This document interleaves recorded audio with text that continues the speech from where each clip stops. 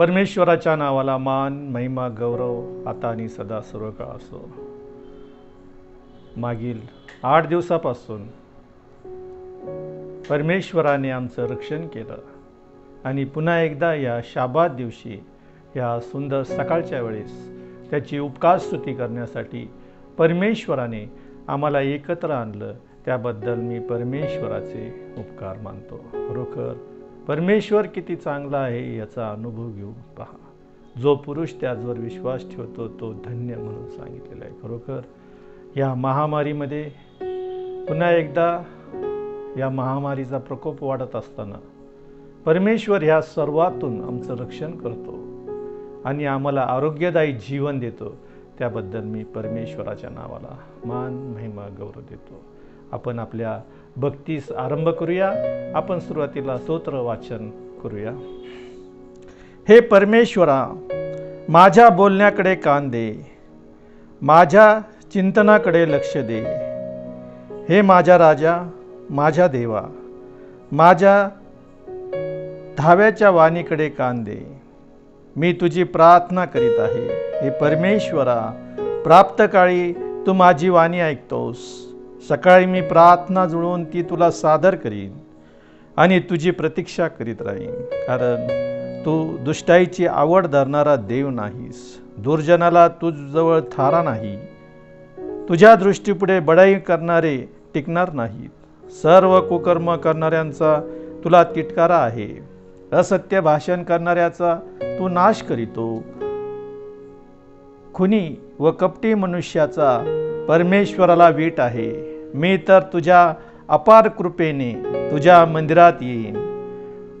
तुझी भीड धरून तुझ्या पवित्र स्थानाकडे तोंड करून दंडवत घालीन. हे परमेश्वरा, माझ्यासाठी शत्रू टपले आहेत, म्हणून तू मला आपल्या न्यायपथाने ने. आपला मार्ग मज पुढे नीट कर. त्यांच्या तोंडाचा भरोसा नाही. त्यांचे अंतर्याम केवळ खाच आहे. त्यांचा घसा केवळ उघडे थडगे आहेत. ते आपल्या जीवेने गोड गोड बोलतात. हे देवा, त्यास दोषी ठरव. ते आपल्या मसलतीत फसवत. त्यांच्या बहुत अपराधांस्तव त्यास झुगारून दे. कारण ते आपल्या जुलमीत नाहीत, परंतु तुझा आश्रय करणारे सारे हर्ष करो. त्यांचे तू रक्षण करतोस, म्हणून ते सदा गजर करोत. ज्यास तुझे नाव प्रिय आहे ते तुझ्या ठाई उल्हास पावोत. कारण तूच धार्मिकास आशीर्वाद देतो. हे परमेश्वरा, तू कवचाप्रमाणे त्याला कृपाप्रसादाने वेष्टितो.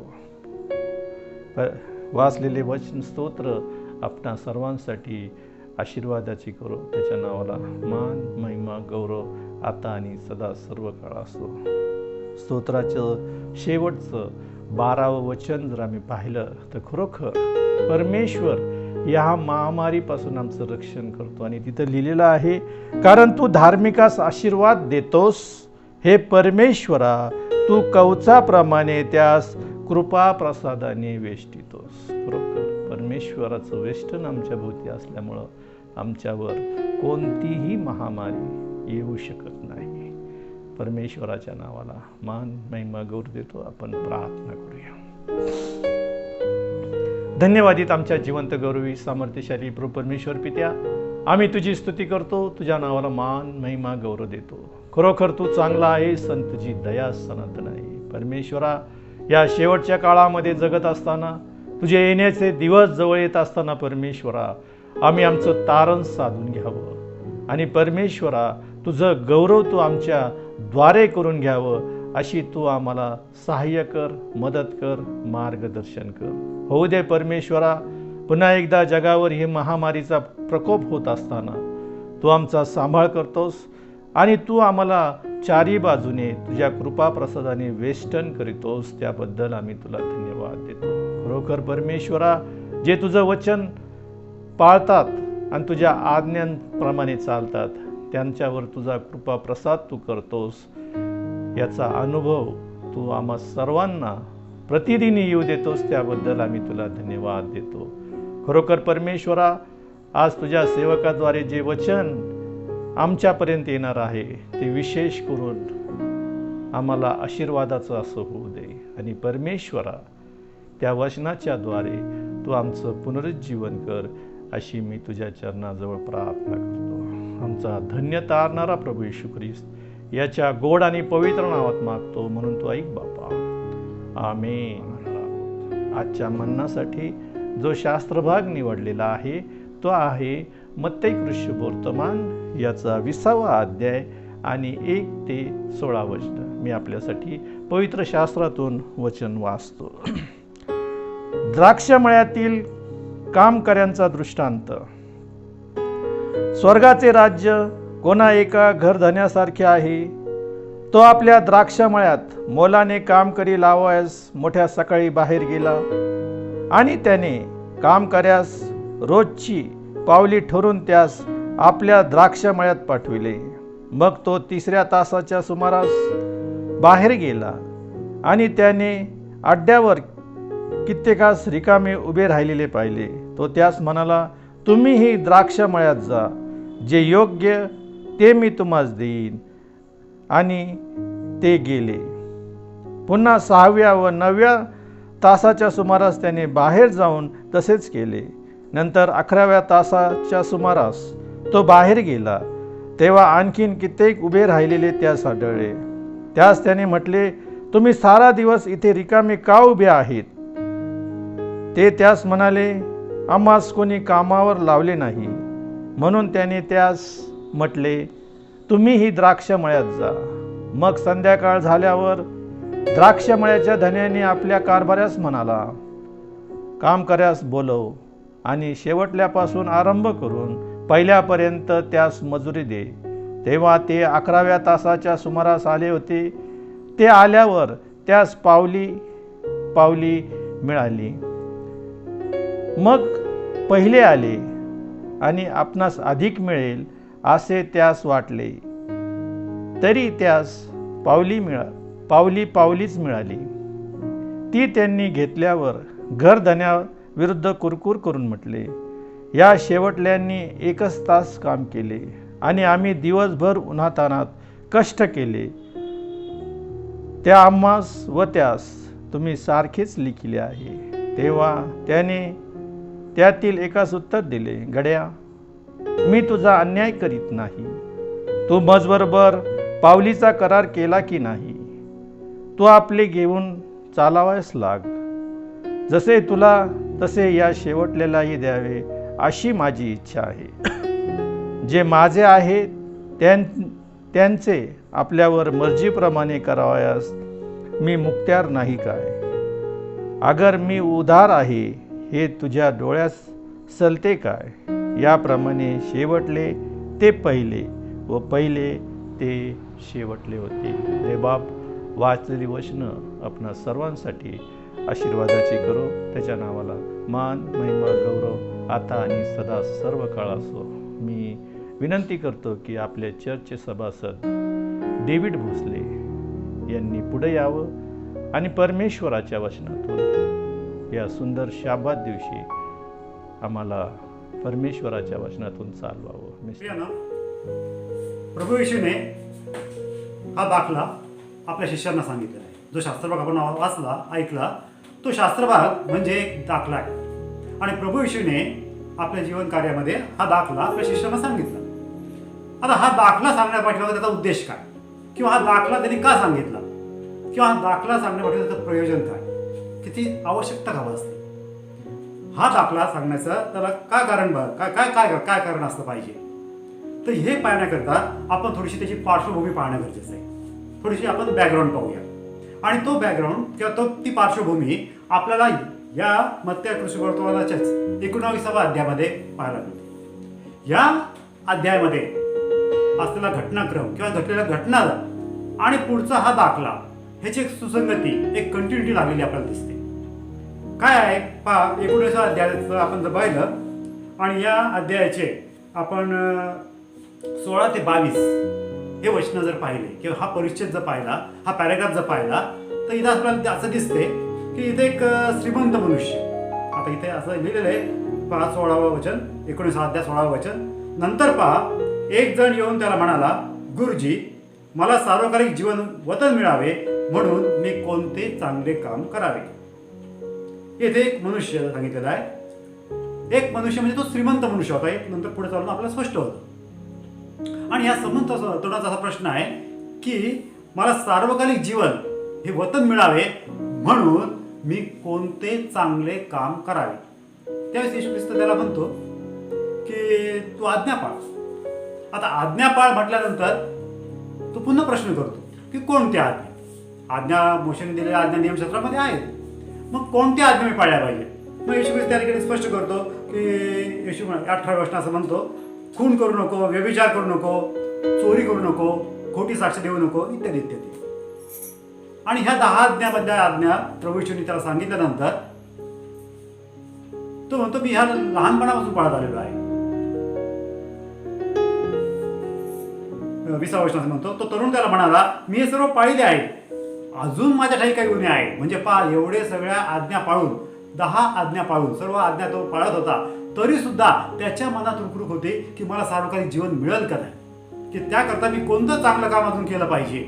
आणि याकरिता तो येशू ख्रिस्ताकडे आला. म्हणजे त्याच्यामध्ये काहीतरी उणीव होती हे त्याला जाचत होतं, त्याला जाणवत होतं. आणि म्हणूनच तो पुन्हा येशू ख्रिस्ताकडे आला. आणि मग त्यावेळेस त्याला विचारत आहे की मी कोणतं चांगलं काम करावे. आणि मग त्यावेळेस येशू ख्रिस्त त्याच्याकडे निरखून पाहतो आणि म्हणतो की ह्याचं त्याच्या संपत्तीवर फार प्रेम आहे, हा फार श्रीमंत मनुष्य आहे. आणि ही त्याच्यामध्ये एक उणीव आहे का त्याचं जास्त प्रेम हे देवाच्या वचनाच्या ऐवजी त्याच्या पैशावर आहे, त्याच्या संपत्तीवर आहे. आणि म्हणून येशू ख्रिस्त त्याला काय म्हणतो, 21व्या वचनामध्ये सांगितलं, 19वा अध्याय 21व्या वचनामध्ये येशू त्याला म्हणाला, तू पूर्ण होऊ पाहतोस, तुला सार्वकालिक जीवन पाहिजे, पूर्ण होऊ पाहतोस, तर जा, असेल नसेल ते सर्व विकून दारिद्र्यास दे, म्हणजे स्वर्गात तुला संपत्ती मिळेल. ती स्वर्गीय संपत्ती तुला मिळेल. तो तुझा जे काय आहे ते सर्व विक आणि दारिद्र्यास दे. म्हणजे त्याचा संपत्तीचा मोह तू काढून टाक, असं प्रभू येशू त्याला सुचवत आहे. ऍक्च्युअली तसं करू कर असं सुचवायच्या ऐवजी त्याला म्हणतो आहे की तू एक कर असं.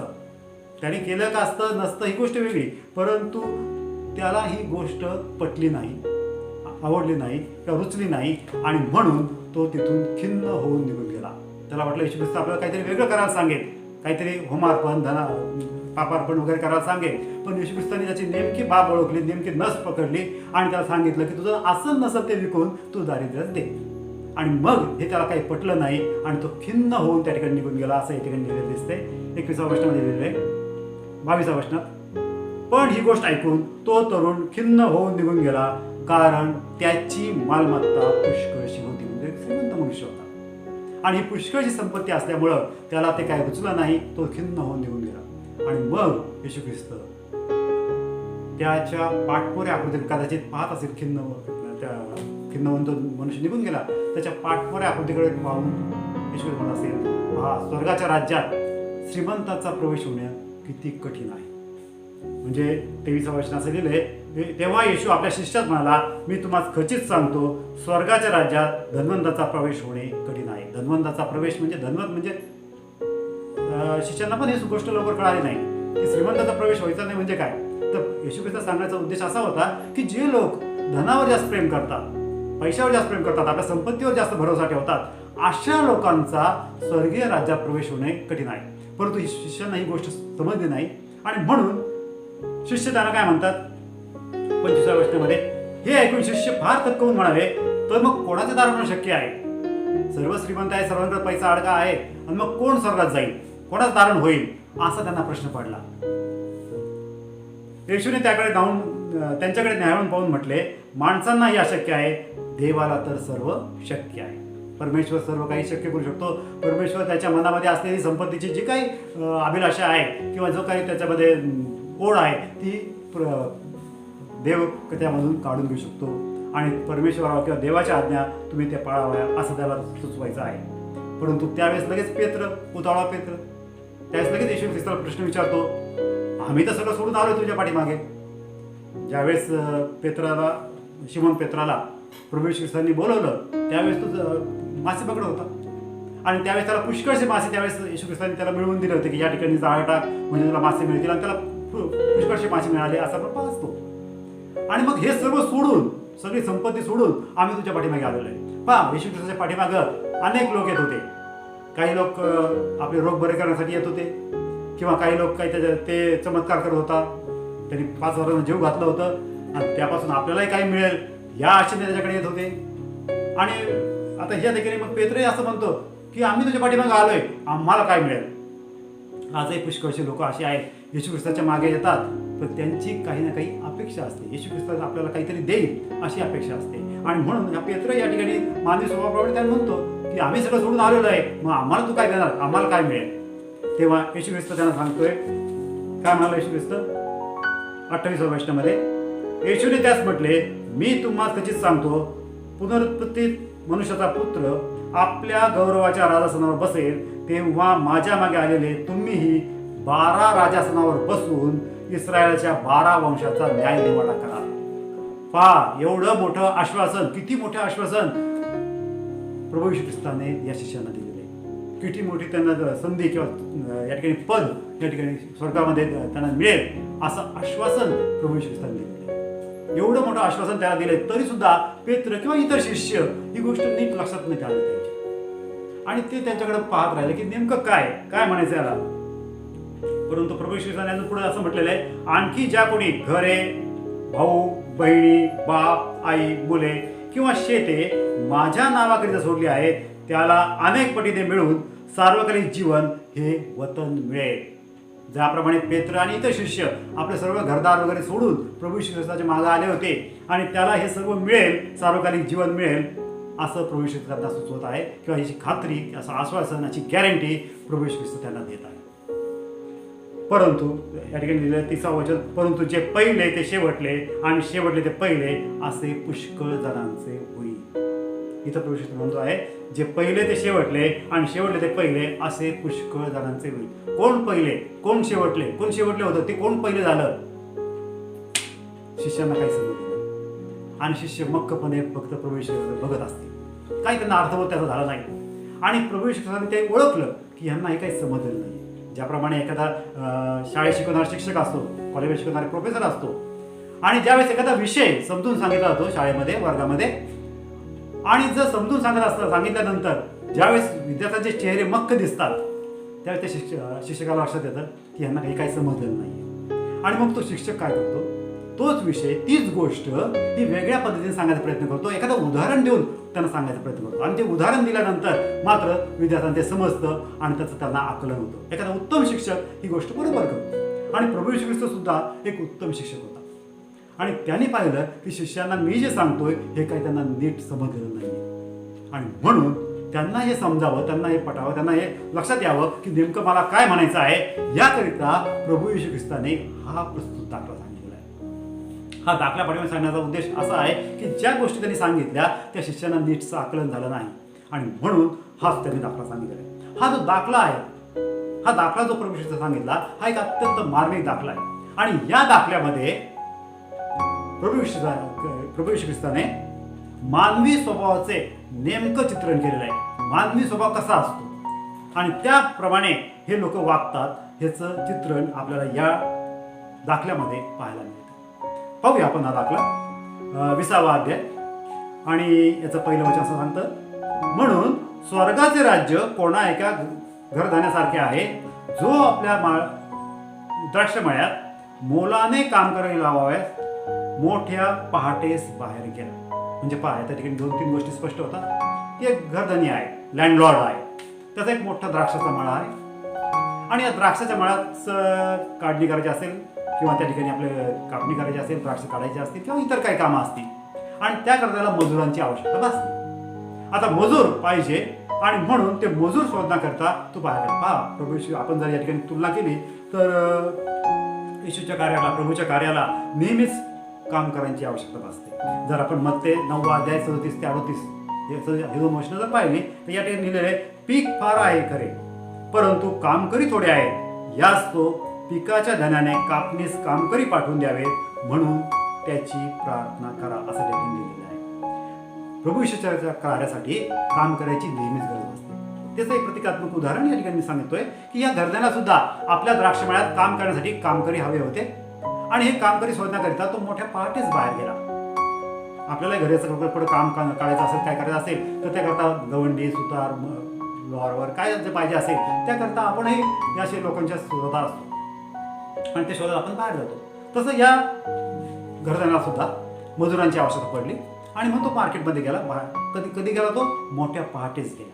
आता याची त्या ठिकाणी तुलना आपण असं करूया की समजा तो सकाळी 6 वाजताच बाहेर गेला. मोठ्या पहाटेच गेला म्हणजे सकाळी 6 वाजताच तो बाहेर गेला आणि त्या ठिकाणी असं लिहिलेलं आहे दुसऱ्या गोष्टीमध्ये, आणि त्याने कामकऱ्यांना रोजचा रुपया ठरवून त्यांना आपल्या द्राक्षमळ्यात पाठवले. आता ज्या वेळेस कामकरी शोधायचा असतो त्यावेळेस आपण नीट चौकशी करतो, त्याला ते काम येतंय का, तो त्यांनी त्याचा मागचा अनुभव काय, तो काम ते व्यवस्थित करेल का, त्या ठिकाणी आपण चौकशी करतो आणि जर तो योग्य असेल तर त्याची मजुरी त्या ठिकाणी ठरवली जाते. इतकं देतो आपण त्या ठिकाणी थोडंसं घासाघीस करतो किंवा बार्गेनिंग करतो आणि मग त्या ठिकाणी ते ठरवून तो कारागीर आपण पसंत करतो आणि घेऊन येत असतो. त्याप्रमाणे आज यांनी सुद्धा केलं, नॅचरल आहे ते. आणि ह्या घरधड्याने सुद्धा तेच केलं. गेला, चांगला कुशल कारागीर, उत्तम कारागीर कोण आहे ते शोधले पहिले आणि त्यांना काय केलं, त्यांना काम करणारा रोजचा रुपया ठरवून त्यांना आपल्या द्राक्षमळ्यात पाठवले. जा द्राक्षमळ्यात, त्याला त्याची रोजंदारी ठरवली की तुला अमुक पैसे मिळतील. त्यांनाही मान्य झालं आणि यालाही पटलं आणि दोघांना ते मजुरी मान्य झाल्यानंतर त्यांनी आपल्या द्राक्षमळ्यात पाठवलं. मग तो तिसऱ्या वर्षात लिहिले, मग तो तिसऱ्या तासाच्या सुमारास बाहेर गेला आणि त्याने बाजारपेठेत कित्येकास रिकामे उभे राहिलेले पाहिले. तिसऱ्या तासाला, पहिले 6 वाजता आपण गेलो होतो असं धरू, मग पुढे 9 वाजता पुन्हा गेला. त्याला वाटलं की आता अजून कामकरी पाहिजे, हे काय पुरेसे नाही आहेत, म्हणून तो पुन्हा गेला. अजून कुठले कारागीर, कुशल कारागीर आहेत का, चांगले कारागीर आहेत का पाहिलं आणि त्यांनी काय केलं, इथं फार महत्वाचं वचन आहे. मग तो तिसऱ्या तासाच्या सुमारास बाहेर गेला आणि त्याने बाजारपेठेत कित्येकास रिकामे उभे पाहिले. तो त्यांना म्हणाला, तुम्ही द्राक्षमळ्यात जा, जे योग्य ते मी तुम्हाला देईन, जे योग्य ते मी तुम्हाला देईन. इथं सुद्धा त्यांनी मजुरी ठरवलेली आहे किंवा त्यांना मजुरीविषयी सांगितलेलं की तुम्हाला मी ते योग्य ते देईन. पुढे असं लिहिलेलं आहे 5व्या वचनात, पुन्हा 6व्या व 9व्या तासाच्या सुमारास त्याने बाहेर जाऊन तसेच केले. 6व्या आणि 9व्या तासाच्या सुमारास म्हणजे साधारण 3 वाजता गेला असेल आणि 9व्या तासात गेला म्हणजे साधारण 12 वाजता आणि 3 वाजता पुन्हा गेला असं बाहेर. म्हणजे पहिले 6 वाजता गेला, मग 9 वाजता गेला, मग 12 वाजता गेला आणि त्यानंतर पुढे 3 वाजता गेला. आणि अशा वेळेस प्रत्येक वेळेस जाऊन त्यांनी कामकरी आणले आणि ते कामकरी आपल्या द्राक्षमळ्यात कामाला पाठवले. आणि या प्रत्येकाला त्यांनी काय केले, त्याचप्रमाणे जाऊन असं लिहिलेलं आहे, तसेच केले. त्यांनी जाऊन तसेच केले म्हणजे प्रत्येकाला त्याची रोजंदारी ठरवली, त्यांची मजुरी ठरवली आणि त्यांना आपल्या कामकऱ्याला आपल्या द्राक्षमळ्यात पाठवले. आता पहा पुढे इथं 11व्या असं लिहिलंय, पुढे असं लिहिलंय, मग 6व्या वचनात, मग 11व्या तासाच्या सुमारास तो बाहेर गेला, तेव्हा आणखी कित्येक उभे राहिलेले त्याला आढळले. त्यांना त्याने म्हटले, तुम्ही सारा दिवस येथे रिकामे का उभे राहिला आहात? ते त्याला म्हणाले, आम्हास कोणी कामावर घेतले नाही म्हणून. त्याने त्यास म्हटले, तुम्हीही द्राक्षमळ्यात जा. आता 11व्या तासाच्या सुमारास हा पुन्हा बाहेर गेला. 11वा तास म्हणजे साधारण 5 वाजले असते. 6 वाजता मजुरांची सुट्टी होती, त्याच्या 1 तास आधी तो गेला आणि त्यावेळेस त्याला असं बरेच लोक रिकामे उभे राहिलेच आढळले. आता हे अर्थात हे कुशल कारागीर नसतील, कारण जर कुशल कारागीर असतील तर लोकांनी त्यांना पहिलेच दिलं असतं.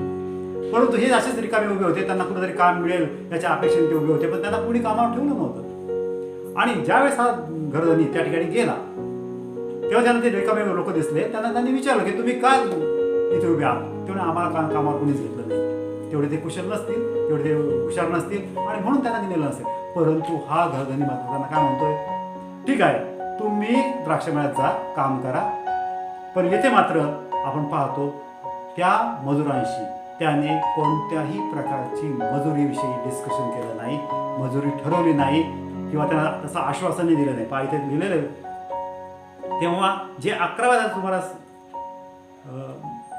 ते त्याला म्हणाले, आम्हास कोणी कामावर घेतले नाही म्हणून त्याने त्यास म्हटले, तुम्हीही द्राक्षमळ्यात जा, तुम्ही फक्त द्राक्षमळ्यात जा, तुम्हाला मजुरी किती मिळेल, काय मिळेल असं काहीही आश्वासन दिलं नाही किंवा मजुरी त्यांनी ठरवलेली या ठिकाणी दिसत नाही.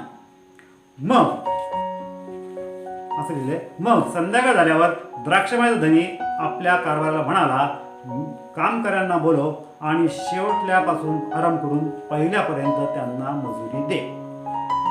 जो काम कारभारी होता, जो सर्व बघायचा, अकाउंट सांभाळायचा, त्याला त्यांनी बोलवलं की आता ह्याची मजुरी देऊन टाक. हा जो घरधनी होता हा नियमशास्त्राचं तंतोतंत पालन करीत होता असं आपल्याला या ठिकाणी दिसतं. जर आपण नियमशास्त्र बघितलं म्हणजे लेवियाचा 19वा अध्याय आणि 13वा वचन जर आपण पाहिलं तर या ठिकाणी असं लिहिलेलं आहे, मजुराची मजुरी रात्रभर आपल्याकडे ठेवू नको. दिवसभर त्यांनी मजुरी केली, काम केलं, त्याची मजुरी लगेच संध्याकाळपर्यंत त्याची देणं गरजेचं आहे.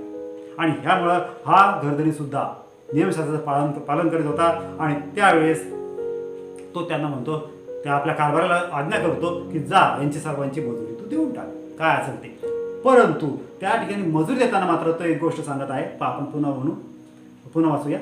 मग संध्याकाळ झाल्यावर द्राक्षमळ्याचा धनी आपल्या कारभाराला म्हणाला, कामकऱ्यांना बोलव, जे कामावर आलेले मजूर आहेत त्यांना बोलव आणि शेवटल्यापासून आराम करून पहिल्यापर्यंत त्यांना मजुरी दे. पहिले कोणाला बोलवायचं? शेवटले, जे शेवटले आले होते त्यांना पहिले बोलव आणि त्यांना पहिले मजुरी दे. त्यानंतर त्याच्यानंतरचे नंतर शेवटी जो पहिला आला त्याला मजुरी दे. आता इथं काय झालं पहा, तेव्हा 9 वचन, तेव्हा जे 11व्या तासाच्या सुमारास लागले होते ते आल्यावर त्यांना रुपया मिळाला. 1 रुपया त्यांनी मजुरी त्यांना दिली. आणि 10व्या वर्षात लिहिले, मग जे पहिले आले होते त्यांना आपल्याला अधिक मिळेल असे वाटले तरी त्यांनाही रुपयाच मिळाला. म्हणजे जे पहिले आले होते त्यांच्याशी या घरधण्याने जो करार केला होता, जी मजुरी ठरवली होती ती रुपया असणार. आणि जी मजुरी त्यांना ठरवली होती तीच मजुरी जे शेवटले आले होते त्यांनाही या घरधण्याने दिलेली आपल्याला दिसते. आता पहा या ठिकाणी तो त्यांना 11 वर्ष लिहिले, तो त्यांनी घेतल्यावर त्यांनी घरधण्याविरुद्ध कुरकुर करत म्हटले. आता पहा, ज्यावेळेस त्यांनी बघितलं की जो शेवटले आले होते त्यांना जर रुपया मिळाला तर आपण पहिल्यापासून काम करतोय, 11 ते 12 तास काम करतोय, हे शेवटले आले त्यांनी 1 तास काम केलं, त्यांना जर रुपया मिळतो तर आपल्याला निश्चितपणे ह्याच्यापेक्षा जास्त मिळेल अशी अपेक्षा त्यांना होती, अशी आशा होती. त्यांनी त्यांच्याशी जो करार केला होता, त्यांनी जी मजुरी ठरवली होती ते विसरून गेले आणि त्यांना असं वाटलं की जर याला 1 रुपया मिळाला तर मला सुद्धा त्याच्यापेक्षा जास्त मिळेल. त्यांनी 1 तासाला कामाला जर 1 रुपया देतो तर मला त्यापेक्षा जास्त मिळेल अशी अपेक्षा ह्या पहिल्या मजुरांनी ठरवली होती. परंतु ती त्यांना मिळाली नाही, त्यांना रुपयाच मिळाला आणि तो त्यांनी घेतला. आणि घेतल्यानंतर मात्र त्यांनी काय केली? कुरकुर केली, घरधण्याविषयी कुरकुर केली. हा जो घरधनी होता त्याच्याविषयी कुरकुर केलेली असं म्हटलं. आणि त्यांनी काय म्हटलेलं आहे 12 वचनामध्ये, या शेवटल्याने तर 1 तास काम केलं. म्हणजे पहा, ते 5 वाजता आले होते, आम्ही दिवसभर उन्हातानात कष्ट केले, दिवसभर आम्ही कष्ट करतो या ठिकाणी द्राक्षमळ्यामध्ये, आणि आम्हास व त्यास तुम्ही सारखेच लेखिले. आता पहा, प्रभू येशू ख्रिस्त या ठिकाणी एक अत्यंत महत्वाची बाब स्पष्ट करत आहे. हे प्रथम येणारे कारागीर कोण आणि शेवटले येणारे कारागीर कोण, ही गोष्ट या ठिकाणी प्रभू येशू ख्रिस्ताला स्पष्ट करायची. हे प्रथम येणारे कारागीर म्हणजे हे यहुदी लोकांचं प्रतीक आहे. जे यहुदी लोक नियमशास्त्र पाळण्यात अत्यंत कट्टर होते, त्या ठिकाणी पूर्ण कर्मकांड ते करत होते, पापार्पण, दोषार्पण, होमार्पण हे सर्व ते पाळत होते. नियमशास्त्र ते कोळून पिले होते, त्यांना सर्व काही ते कानामात्रा उकार वेलांटी सर्व त्यांना पाठ होतं, मुखोद्गत होतं. आणि हे जे यहुदी लोक होते, हे यहुदी लोक आपण हे करत आहे आणि त्यामुळं आपले तारण निश्चित आहे, आपल्या स्वर्गाच्या राज्यात प्रवेश निश्चित आहे या गृहीत ते वावरत होते. आणि त्यामुळं त्यांनी प्रभू येशू ख्रिस्ताचा स्वीकार केला नाही, त्याला ते ओळखले नाही त्यांनी. आणि त्यामुळे हे जे शेवटचे लोक कोण, मग शेवटचे लोक म्हणजे विदेशी लोक. हे त्यांनी जर प्रभू येशूला ओळखले नाही आणि म्हणून तारण हे इतर लोकांकडे आलेले आहे. आणि हे विदेशी लोक म्हणजे आपण, आपल्यापर्यंत ही तारणाची सुवार्ता किंवा प्रभू येशूचं वचन हे आज आपल्यापर्यंत आलेलं आहे. वास्तविक तारणाची योजना, देवाची तारणाची योजना ही फक्त यहुदी लोकांकडेच होती. ही योजना त्याच्याकरताच होती. आणि प्रभू येशूने सुद्धा एका ठिकाणी स्पष्ट केलेलं आहे, ज्यावेळेस ती हेल्लेनी स्त्री प्रभू येशू आली, माझ्या मुलीला बरं करा, तिच्या भूत लागलेलं आहे ते भूत काढून टाका, असं प्रभू येशूला त्यांनी विनंती केली. त्यावेळेस येशू ख्रिस्त त्याला काय म्हणत आहे की मुलाची भाकरी घेऊन कुत्र्याला टाकणं योग्य नाही. म्हणजे जे योजना ही यहुदी लोकांकरता आहे ती इतर लोकांकरिता नाही असं प्रभू येशू ख्रिस्त त्या ठिकाणी सुचवत आहे. आणि ज्यावेळेस ही तारणाची योजना इतर लोकांकडे नाही, जे ज्याचं प्रतीक या ठिकाणी आहे की ते शेवटले मजूर, त्यांना अजिबात तशी गॅरंटी नव्हती की आपल्याला कोणी कामावर घेईल, तर त्यांना कामावर घेतलं आणि त्यावेळेस त्यांनी कुठल्याही प्रकारची आडकाठी केली नाही किंवा कुठल्या प्रकारची मजुरी ठरवली नाही. आपल्याला कामावर घेतलं याच आनंदात ते कामावर आले होते. म्हणजे आज आपल्यापर्यंत जी सुवार्ता आलेली आहे ही केवळ येशू ख्रिस्ताची कृपा आपल्यावर आहे. त्या कृपेमुळे हे तारण आपल्यापर्यंत आलेलं आहे आणि त्यामुळं आपल्यावर जी काही कामगिरी आपल्याला सोपवली जाते, ती कामगिरी, ती योजना किंवा ते जे कार्य आहे ते आपल्याला कुठलीही कुरकुर न करता आनंदाने करायचं आहे. आणि यावेळेस पहा, हे जे मजूर होते, पहिले मजूर, त्यांनी काय केलंय, त्या शेवटल्या मजुरांचा हेवा केला. त्याची त्यांना थोडीशी वाटलं की जलसी वृत्ती आपल्याला या ठिकाणी त्याची दिसते, जी मनुष्यामध्ये असते नेहमी. आणि त्यांनी काय म्हटलंय की यांना तुम्ही 1 तास काम केले, याला तुम्ही 1 रुपया देता, आणि आम्ही एवढे तास काम केले, आम्हाला 1 रुपया देता. ही त्याच्याकडे जलसी वृत्ती जी मनुष्यामध्ये असते, आपल्यामध्ये सुद्धा आहे. आपल्याला आता समजा ते आपले उपवासाचे दिवस आहे, लेन समय आहे, आणि लेन समयामध्ये काही जण नित्यनेमाने चर्चला जातात, उपवास करतात, प्रार्थना करतात, आणि त्यावेळेस मनातल्या मनात म्हणत असतील की मी रोज उपवास करतो, मी रोज चर्चला जातो, मी रोज बायबल वाचतो, प्रार्थना करतो, तरी माझ्या जीवनात समस्या का, माझ्या जीवनात अडचणी का, मला दुःख का, मला कष्ट का, तो अमुक तो काहीच करत नाही, चर्चला येत नाही, बायबल वाचत नाही, प्रार्थना करत नाही, तरीही ते सुखी दिसतोय, आम्हाला असं का, अशी तुलना आपण नेहमी करत असतो. परंतु लक्षात घ्या, परमेश्वर आपल्या कोणत्याही करणीचं कारण सांगत नाही. असं का, असं परमेश्वरला आपण विचारू शकत नाही, ही त्याची इच्छा आहे. जर आपण पाहिलं योबाचा 33वा अध्याय आणि 12 आणि 13 जर वचनं आपण पाहिली, तिथे लिहिलेलं आहे, पहा मी तुला याचे उत्तर देतो, तुझे बोलणे यथार्थ नाही, कारण देव मानवाहून थोर आहे. तो आपल्या कोणत्याही करणीचे कारण सांगत नाही, म्हणून का तू त्याशी वाद घालतो. परमेश्वराशी, देवाशी कधीही वाद घालतो. तो जे करतो ते योग्यच करतो. आणि जर आपण 34वा अध्याय, योगाचा 34वा अध्याय आणि 10 व 11 वचन जर पाहिलं तर यामध्ये असं लिहिलेलं आहे, याकरिता समंजस जन हो, माझे ऐकून घ्या, देवाकडून दुष्कर्म व्हावे, सर्व समाजाकडून अन्याय व्हावा, ही कल्पनाही कराव्यास नको. पुढे 11 वचन असं लिहिलंय, तो मनुष्याला त्याच्या कर्माचे प्रतिफळ देतो, प्रत्येकास ज्याच्या त्याच्या आचाराप्रमाणे गती देतो. परमेश्वर जे करतो ते योग्य करतो आणि म्हणून त्याच्याशी कधीही वाद घालू नये. हे या ठिकाणी हा जो अलीहू योबाचा एक मित्र, चौथा मित्र होता, तो योबाला सांगत आहे. आणि पवित्र शास्त्रामध्ये या ठिकाणी असं लिहिलेलं आहे की परमेश्वराशी कधीही वाद घालू नये, तो जे करतो ते योग्यच करतो. आणि पुढे जर आपण बघितलं तर योबाच्या 35वा अध्याय आणि साधारण 6 आणि 7 वचन जर पाहिलं आपण, हाच अलीहू पुढं काय म्हणतोय, तू पाप केले तर देवाचे काय जाते, तुझे अपराध बहुत असले तर त्याचे काय बिघडणार, तू धार्मिक असला तर तू त्याला काय देणार, तुझपासून त्याला काय मिळणार. म्हणजे आपण प्रार्थना, उपवास, तापास, बाहेर वाचन किंवा चर्चला जाणं केलं तर त्यापासून परमेश्वराला काय लाभ, त्याची केवळ कृपाच आपल्याला पुरेशी आहे. आपण त्याच्या कृपेमध्ये सध्या जगत आहोत आणि म्हणून पाप केले किंवा जर आपण पाप केलं नाही किंवा धार्मिकपणा केला, प्रार्थना केली, तरी सुद्धा परमेश्वराला त्याच्याबद्दल काही इथे लिहिलेले आहे, तू पाप केले तर देवाचे काय जाते, तुझे अपराध बोलत असले तर त्याचे काय बिघडणार, त्याचे काय बिघडणार, स्पष्टपणे लिहिलेलं आहे. तू धार्मिक असलास तर तू त्याला काय देणार किंवा तुझपासून त्याला काय मिळणार. आपण परमेश्वर काही देऊ शकत नाही. जे काही देतं, जे काही मिळतं आपल्याला, ते परमेश्वरापासून आपल्याला मिळतं आणि त्याची कृपा ही आज आपल्याला पुरेशी आहे.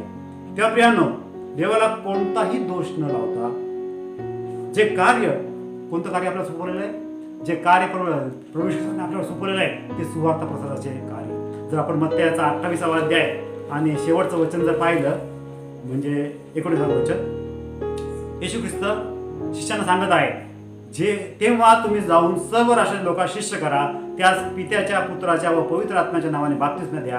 आणि 20वा वचन तो काय म्हणतो, जे काही मी तुम्हाला आज्ञा केले ते सर्व त्यास पाळावयास शिकवा. जे काही मी तुम्हाला आज्ञा केलं, जे काही आज्ञा आपल्याला येशू ख्रिस्ताने मिळालेलं आहे, जे काही वचन आज आपल्याला मिळालेलं आहे, जे काही सुवार्ता आपल्याला मिळालेली आहे, ती सुवार्ता सर्व राष्ट्रास आपण कळवली पाहिजे.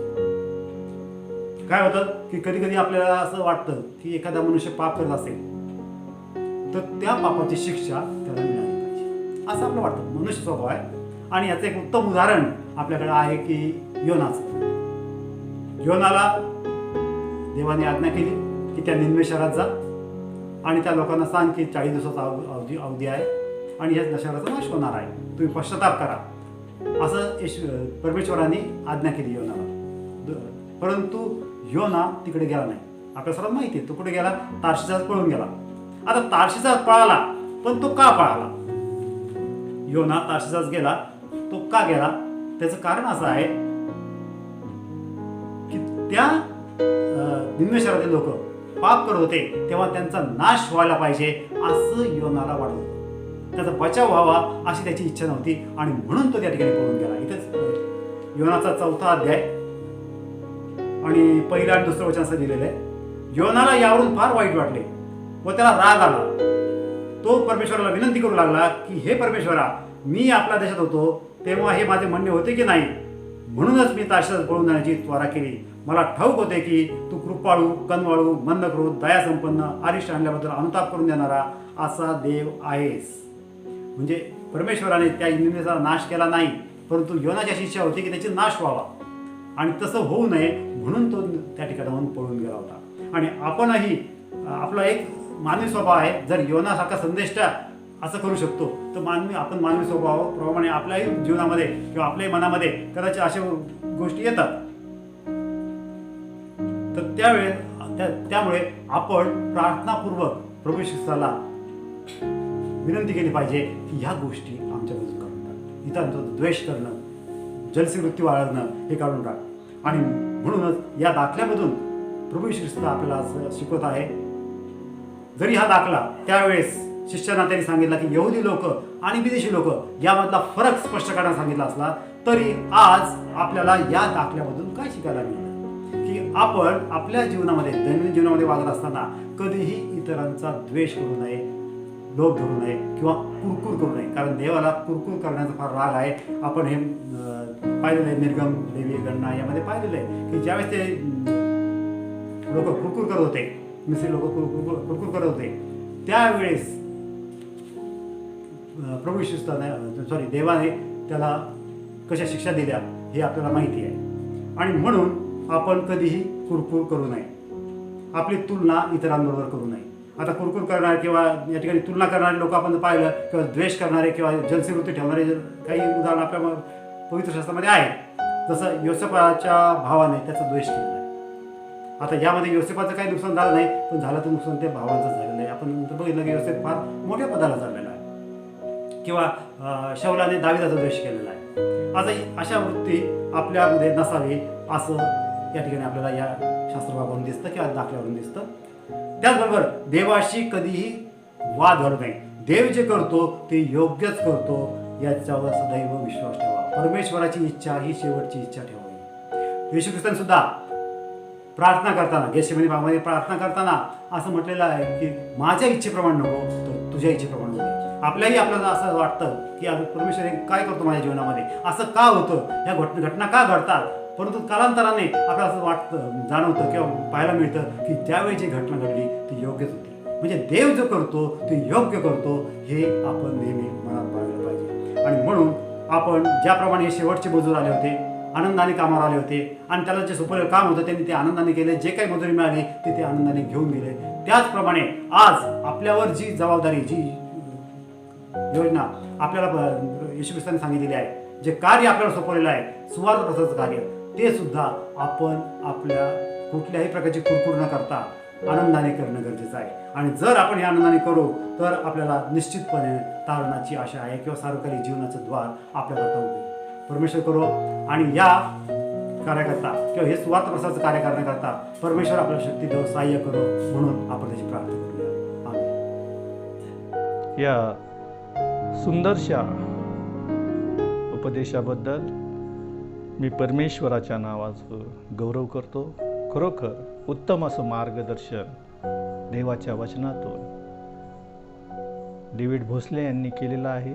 परमेश्वराच्या नावाला मान, महिमा, गौरव आता आणि सदा सर्व काळ असो. आपण प्रार्थना करूया. धन्यवादित आमच्या जिवंत गौरवी सामर्थ्यशाली परमेश्वर पित्या, आम्ही तुझी स्तुती करतो, तुझ्या नावाला मान महिमा गौरव देतो. खरोखर तू चांगला आहेस आणि तुझी दया सनातन आहे. परमेश्वरा, या सुंदर सकाळच्या वेळेस या शब्दात दिवशी तुझा सेवक डेव्हिड भोसले यांनी उत्तम असं तुझ्या पवित्र शास्त्रातून मार्गदर्शन आम्हाला केलेलं आहे. खरोखर परमेश्वरा, आम्ही परमेश्वराला कोणत्याही प्रकारचा प्रश्न विचारता कामा नाही. त्याचप्रमाणे परमेश्वर आमचा बांधिलकी नाही, त्याला जे योग्य वाटतं ते तो करण्यास समर्थ असा आमचा बाप आहे. म्हणून परमेश्वरा, आम्ही कुणाबद्दलही वाईट बोलू नये आणि देवाविरुद्ध कुरकुर करू नये, कारण अशा करणाऱ्यांचा परमेश्वराला वीट आहे. पण परमेश्वरा, तुझी कृपा तू आम्हाला रोज पुरून देतोस, त्याबद्दल आम्ही तुला धन्यवाद देतो. खरोखर परमेश्वरा, जे पहिले ते शेवटले आणि जे शेवटले ते पहिले. खरोखर परमेश्वरा, या वचनाचं उत्तम मार्गदर्शन तुझ्या वचनातून केलं, त्याबद्दल मी तुझ्या सेवकाचे सुद्धा आभार मानतो. खरोखर परमेश्वरा, तू त्याला पवित्र आत्म्याचं मार्गदर्शन करतोस आणि वचनातून उत्तम बोध करण्यासाठी तुझ्या पवित्र आत्म्याच्या द्वारे तू त्यांना चालवतोस, त्याबद्दल मी तुझ्या नावाला मान महिमा गौरव देतो. खरोखर परमेश्वरा, आम्ही आमच्या जीवनामध्ये जी काही प्रभू येशू ख्रिस्तानं हा उद्धार फक्त यहुदी लोकांसाठी ठेवला होता, पण प्रभू येशू ख्रिस्ताच्या नावात हे तारण आणि उद्धार संपूर्ण जगासाठी आज आम्हाला प्राप्त झालेला आहे. आणि परमेश्वरा, जी आज्ञा प्रभू येशू ख्रिस्ताने आम्हाला सांगितली की जाऊन तुम्ही सर्व सृष्टीला सुवार्तेची घोषणा करा, त्यास पित्याच्या, पुत्राच्या आणि पवित्र आत्म्याच्या नावात बाप्तिस्मा द्या आणि त्यास माझे शिष्य करा. खरोखर परमेश्वरा, या द्राक्षमळ्याच्या कामकऱ्यावरून आमची जबाबदारी काय आहे ही आम्हाला उत्तम पद्धतीने तुझ्या सेवकाने पटवून दिली, त्याबद्दल आम्ही तुला धन्यवाद देतो. परमेश्वरा, हे कार्य करण्यासाठी तू आम्हाला सहाय्य कर.